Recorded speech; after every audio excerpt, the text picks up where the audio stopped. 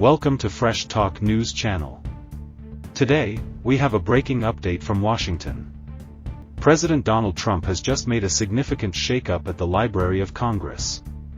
On Monday, he appointed Todd Blanche, the Deputy Attorney General, as the acting librarian.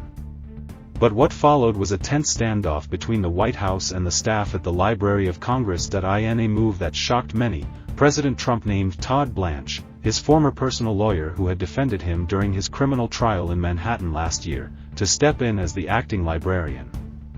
Blanche is taking over from Carla Hayden, the previous librarian, whom President Trump fired abruptly just days ago, but this appointment has not been accepted without resistance.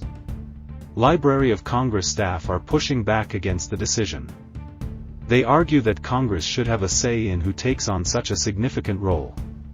As a result, they refuse to grant access to two key officials from the Justice Department, officials whom Mr. Blanche selected for top positions within the library. This led to a dramatic confrontation at the library's James Madison Memorial Building.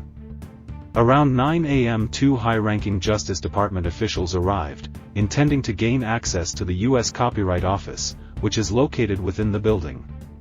They were armed with a letter from the White House, formally declaring that Todd Blanche was the new acting librarian and that he had chosen these officials for key positions. The two officials were Paul Perkins, an Associate Deputy Attorney General, who was selected to serve as the acting Register of Copyrights and Director of the Copyright Office.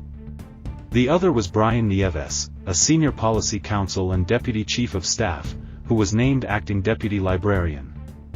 The situation intensified when the White House also announced the firing of the previous director of the Copyright Office, Shira Perlmutter, over the weekend. This standoff has now become the latest point of tension in an ongoing battle over the balance of power between the White House and Congress. The question remains, where does Congress's authority end, and where does the White House's power begin?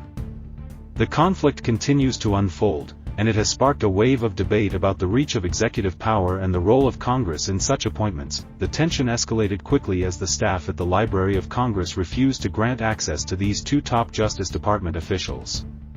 They insisted that Congress should have input on the decision and rejected any attempts to move forward without congressional approval. The situation became so tense that those involved spoke under the condition of anonymity, as they were not authorized to publicly discuss the events.